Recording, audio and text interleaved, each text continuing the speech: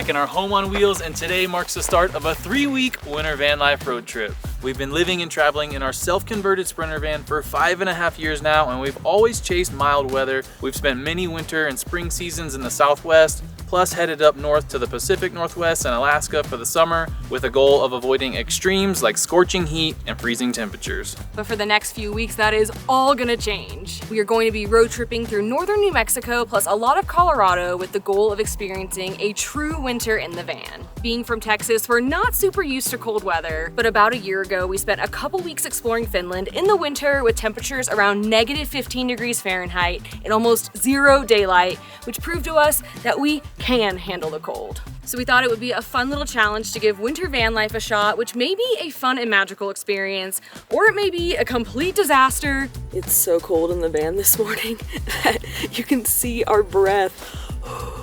We're crossing our fingers for fun and magical, so stay tuned to see how it goes. Over the last couple days, we drove about 700 miles from Austin, Texas to Santa Fe, New Mexico, and today we're heading to Taos, so let's hit the road.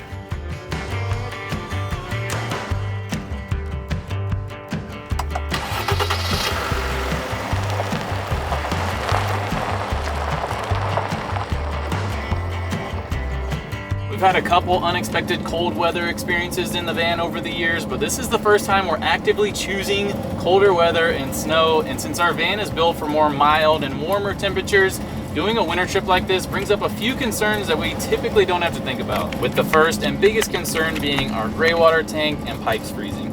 So we're basically not going to use the gray water tank. What I did was I disconnected the pipes underneath the sink that go to the gray water tank and installed a flexible hose that goes into a 5-gallon jug. And if we're away from the van for an extended period of time without the heater on, we're going to make sure all of our tanks are empty and the pipes are clear. We're also concerned about filling our freshwater tank. We typically need access to a water pump, and most of those are going to be closed during the winter. So what I did to fix this was I cut a hole in our water tank so that we could use a hose and a funnel, and we can buy water jugs to dump into our water tank.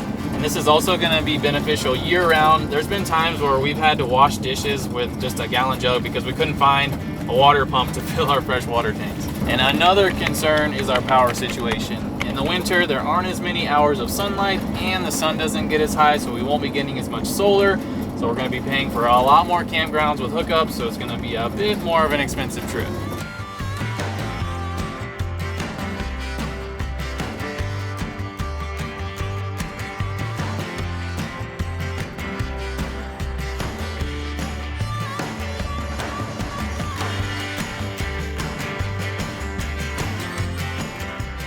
We made it to Taos Ski Valley, and on the way up here we were a little concerned because there was no snow to be seen. But as soon as we pull up to the ski resort, there's definitely more snow. I don't think there's as much snow as there should be this time of year, but there's enough of it, so we're off to go find some to play in. All right, let's go shred. So the last time we went sledding, it did not go very well.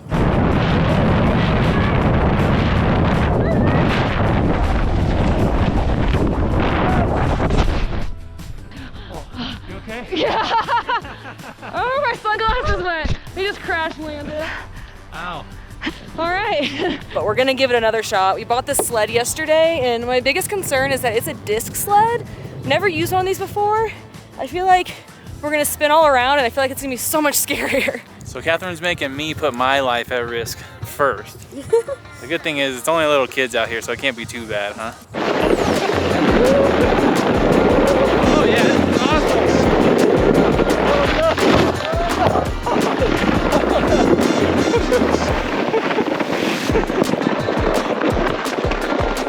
I didn't die, but it got scary there when I turned around. Woo! I'm gonna take my sunglasses off because we don't want a repeat of last time. I am so scared. Oh no! Oh no! Oh no! How do I stop? Oh no! Oh no! I can't stop spinning! It's very hard to control yourself with the disc because once you get turned around, you just have no control. The scary part is there's a ledge right here, and on the other side is frozen water, and I do not want to go over that. Found a couple more sleds, more disc sleds, but also like a true sled right here by the trash can. I don't know whose they are, but they're ours now. Temporarily. We're not stealing. We'll put it back. We're just borrowing. Oh, oh, oh, oh. No, I don't want to. I can't see anything.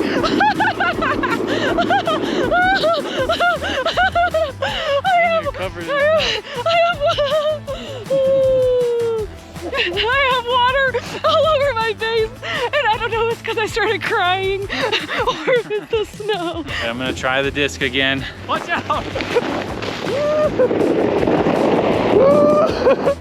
Oh my gosh. His feet almost went over the ledge. That was awesome. Feet up, feet up, feet up. We're going.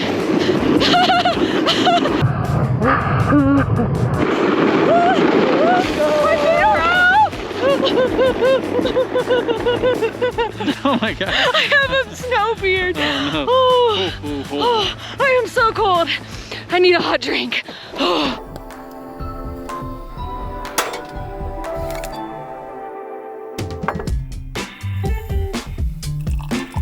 Y'all have heard us rave about Element, our favorite electrolyte drink mix, many times, so obviously we could not come on this road trip without it. In fact, it's kind of taking over our van a bit. Think we brought enough? Over the next few weeks, we're going to be reaching heights of over 11,000 feet, plus tackling a variety of hikes and outdoor activities. And at both high altitude and in cold weather, hydrating is extra important as you lose fluids and electrolytes more quickly, which can lead to some pretty not so fun symptoms like headaches and fatigue. So to make sure that dehydration does not ruin our fun or our extreme sledding, we'll be drinking lots of Element along the way. Element has a science-backed electrolyte ratio mix of sodium, potassium, and magnesium without any sugar, and all you have to do is add it to water for a delicious sweet, salty, and flavorful drink. Their fruity flavors are our go-to for every day, but their chocolate flavors, which you drink warm, are going to be a lifesaver to keep us warm in the cold. If you want to try Element, head to drinklmnt.com/a+k to get a free sample pack with any order. That way you can try 8 different flavors, including the chocolate salt, which we're having today, to see which one you like best. Kona was a little jealous that we got to play in the snow. We can't hog it all, huh?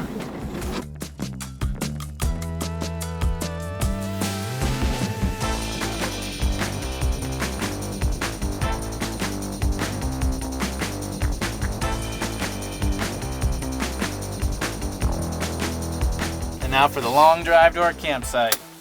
Just kidding, it's like 2 parking lots that way. So another concern for this trip is where we would stay at night. We had to plan this trip around camping options that are actually open in the winter because most campgrounds and public land close in the winter time, so we had to get creative a little bit. Last night we stayed in a casino parking lot, and tonight we're staying in the Taos Ski Valley parking lot. They have a handful of RV overnight parking spots, which cost $30 on weeknights and can be booked in advance. The only amenities it includes is a trash can and some porta potties, so it's not glamorous, but we get to stay up in the mountains, which is exactly what we want, so it's totally worth it. Potential problem going on. Our heater's not turning on. It was working just fine this morning. And yesterday And like the last few days when we were in Austin, when it got really cold. It could be the altitude maybe. I don't know. I think we have the high altitude kit on We it, do. though. It's worked at altitude before. I don't know. Cool. Yeah. Oh no, the one thing we need to survive. Yeah. I'll figure it out, hopefully. It is making a funny smell. All day today we were like, man, this is going so smooth. Winter van life is so easy. And then the one thing that could potentially ruin this whole thing for us happened. Trying to figure out what the error code is. First trying to figure out how to read what the error is. So our heater runs off of our diesel tank, and if our diesel tank gets below 1/4 of a tank full, it will not work. We learned this the hard way on a very, very cold night in Colorado many years ago, but that is not the problem this time. We've ever since then made sure that we have enough fuel to run the heater, so we have no idea what could be going wrong. Yeah, it does smell. It smells exhausty. I got to the menu where you can read the errors, and it's a 5252 error. Check exhaust and combustion air system, check fuel supply, measure fuel quality, check spark plug, check flame sensor. Check everything. Check everything. And I don't know the first idea to check any of that.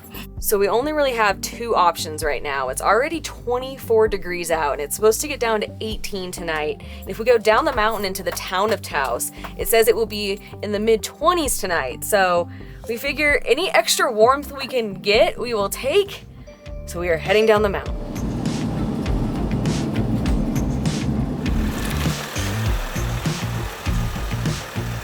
We made it to a new spot and it's currently 33 degrees here, which is better, but it is gonna get much colder later. But thankfully, we're making pho for dinner tonight, which is gonna be pho-rican, perfect for our situation. We were definitely looking out for our future selves when we planned tonight's meal because earlier today we had a salad and a salad would just would not hit the same way right now. Oh, it's a noodle head.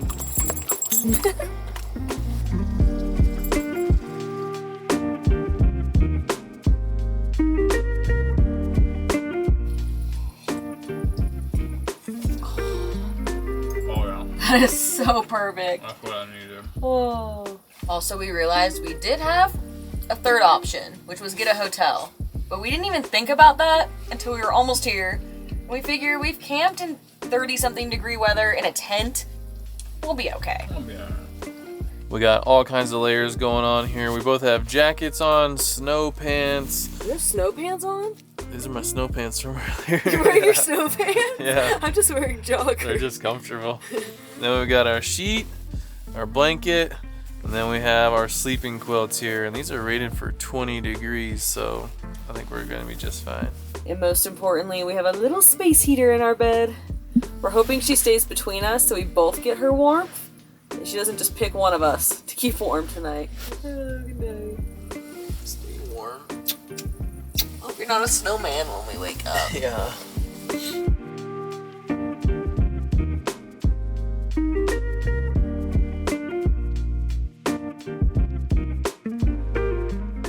It's so cold in the van this morning that you can see our breath. And whenever I breathe out of my nose, I just have like the steam coming out. I feel like a dragon. Our window is also iced over because of all of our breathing. On the inside. It's like a little ice cube in here, a big ice cube. Every window's frozen over. But now the sun is coming up behind us, and so it's heating up the windows a little bit, and it's melting it off, but... Who needs a heater? Yeah. But now it's dripping everywhere, so I'm trying to control that.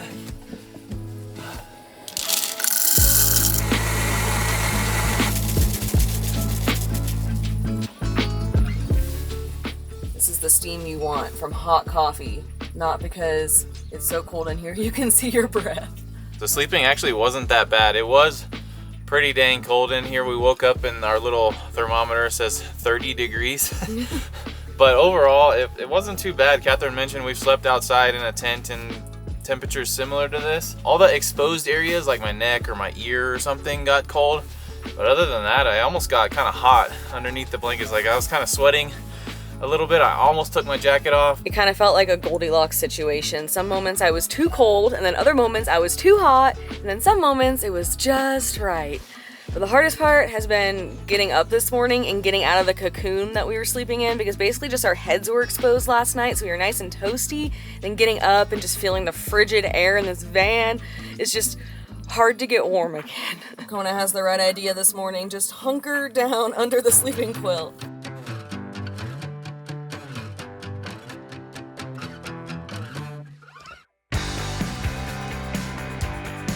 Last night we stayed at the Rio Grande Gorge rest area, which is home to this giant bridge, which is actually the 5th or the 7th, I've read both, tallest bridge in the United States at 650 feet above the river. Oh, yikes. Woo.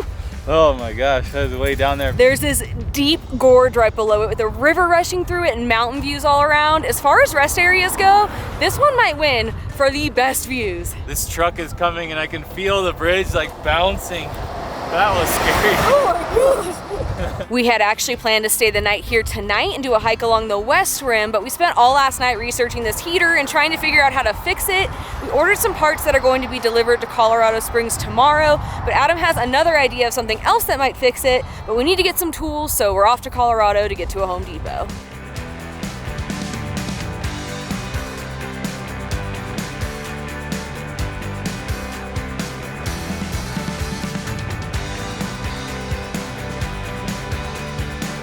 one of the best things about van life is that it forces you to become flexible and adaptable. I'm definitely more of a type A planning kind of person, so van life has been great for me because it's really helped me go with the flow more. And going into this road trip, we had a very solid plan, but we fully expected things to go wrong and to have to cancel things and not everything to work out as we wanted to. Our biggest concern was a snowstorm blowing in. We thought maybe a snowstorm would come in a couple weeks, we have to cancel all of our plans. The last thing we thought was that it would be the heater. In fact, right before we left, my dad said, "Oh, I hope your heater doesn't break," and we were like, "Ha ha ha, our heater is so reliable, that will not happen." Whoops. You know, we've had our fair share of mishaps over the years. We had our bumper smashed in, not my fault. The back window was broken. Yeah, that one was my fault. So we've gotten pretty good at our problem solving skills, so I know we're gonna get through this little mini crisis just fine.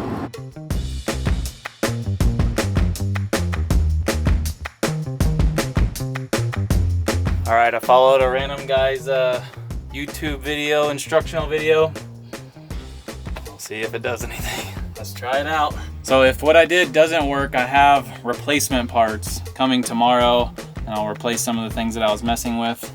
And then hopefully that works. If that doesn't work, then we might need to call in the big guns to help us out, someone who actually knows what they're doing. It sounds more normal right now. Like there's some warmer air coming out of this. Could it be? Could I have done this? Oh my gosh. Could I have followed the random guy on YouTube's tutorial and fixed it? You were a graduate of YouTube University. Dun da da da. I'm too scared to celebrate. Yeah, I know. I'm trying not to. It is warmer though. But it takes a few minutes for the error to show up. But this Yeah. does sound better than last night. That's Oh a gosh, lot. oh gosh. Oh, this exhaust just kicked in. Yeah. People are going to think our van is on fire outside. No! I think it's just burning through like maybe what I knocked loose, because like a lot of like buildup was in there. So we've run the heater 2 more times and there is no smoke coming out and there are no errors on the control panel. I'm still gonna replace the parts tomorrow when we get them so that it's just in tip-top condition, but this should get us through the night. Yes, we did it! Tonight we're sleeping at Bass Pro Shops, but they do have a pretty amazing mountain view from the parking lot, so it's not so bad. And just down the street was an Indian restaurant, and we just decided to treat ourselves to some butter chicken. It's still hot. It smells so good, because it has been a very chaotic 24 hours, and we honestly have not eaten much just because we've been trying to figure everything out. No time to eat when you're problem solving. It's been a bit of a rocky start for our winter van life road trip, but it should only be smooth sailing from here, right? Yeah. Right? Yeah. Right? Yeah, I hope. so. It'll be an adventure. Oh, I gotta eat now. That was so good. Is it good? Oh yeah, it's delicious.